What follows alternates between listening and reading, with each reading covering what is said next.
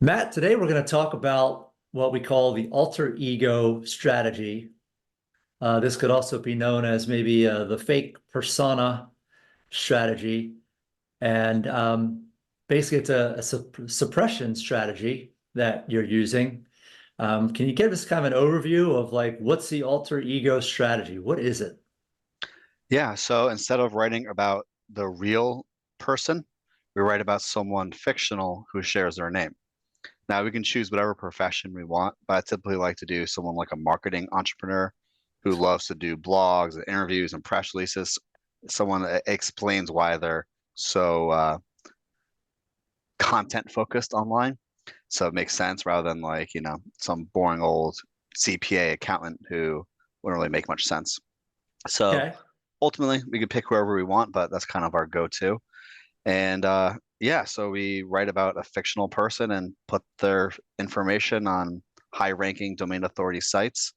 And we use AI to generate images so they can't be reverse searched. And it looks very real. So when you say you're using AI for the images, that's so that like we're not buying images from stock websites. Exactly, yeah, because you could reverse search those and then the gig's up. Yeah, yeah, that's great. Okay, so who is this strategy for? Who would want to do it this way?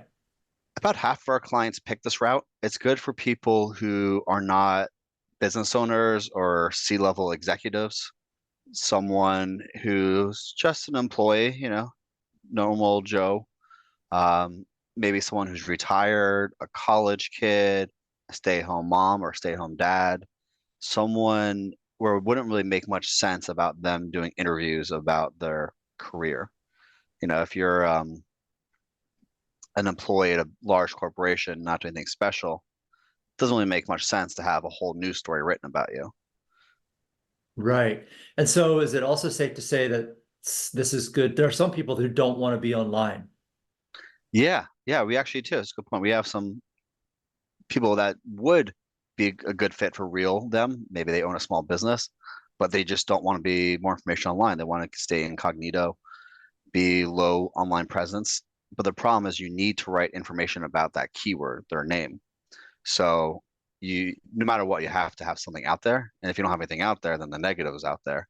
So yeah, if you're not a big fan of having more information online about you, it's definitely the way to go. Huh. Okay, so this is kind of an interesting question, but since we're making up all this stuff, we're making up all the whole person, like the pictures, the stories, the job, everything is fake. Is it legal? It's legal.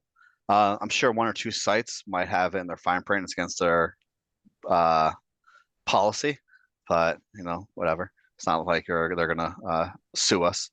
Um, but I mean, even then, it's no one really cares. Not illegal. We have had clients who are like, "Hey, I share my name with an attorney. Let's write about him instead." That's not illegal, but that is not a good idea because that person does exist. So we would never write about someone real with that shares your name. It's always gonna be someone fictional. And yeah, nothing illegal about it at all. Gotcha. So let's play this out with an example. Let's say we have a hypothetical client. His name is Tim Johnson. Let's say he is an accountant, but he's an employee at a large accounting firm. If he comes to you and he's like, "Hey, Matt, I like what you guys are talking about. Let's do that alter ego strategy."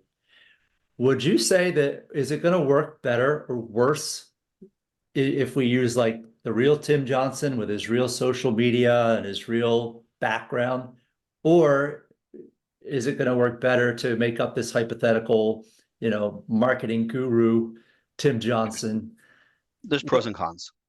So pros, we have more freedom. We can get into more publications that are a wide variety.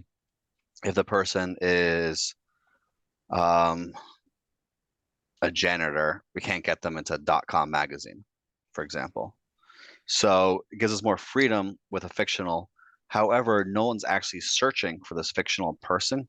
And as we all know, page views is very important, who clicks on what.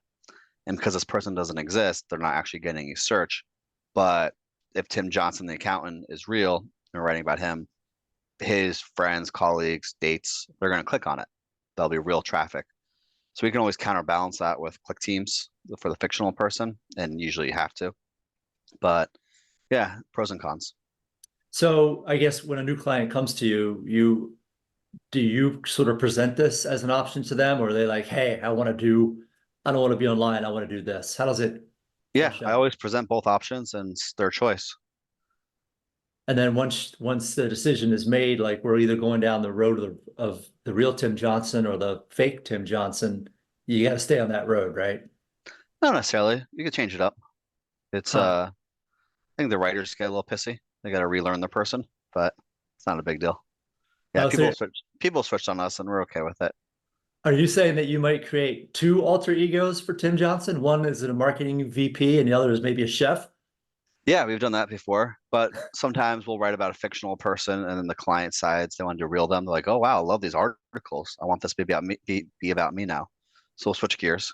That's funny. Well, I'm laughing and joking about this, but the bottom line is that the strategy works, right? Because you're getting more content out there.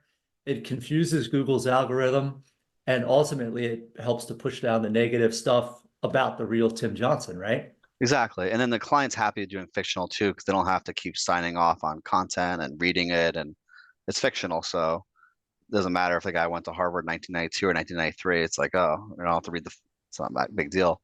But if we write about the real them, they have to make sure every single detail is correct. And our writers are fabulous, but sometimes they'll get a detail wrong. They'll read their LinkedIn, let's say, and kind of pull wrong information. Rare, but the client has to read everything and just we publish a lot of words, a lot of content, and it's time consuming for the client. And these clients have their careers, so they're busy. So even these people that would be good for real them, they like the fictional route because it just saves them so much time. Interesting. Okay, well, last question. What percentage of people uh, do the alter ego strategy? Is it like a 50-50 or About half and half, yeah. interesting? So there's a lot of fake people on the internet.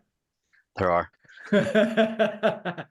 All right. Well, Matt, thanks a lot for your time today. And if you're watching this video, and you need help pushing down negative search results in Google, if you want to bury them, contact us. We're going to help you. We're going to be the most affordable, no long-term contracts. If it's working every month for you, you keep going, you push it down as far as you want.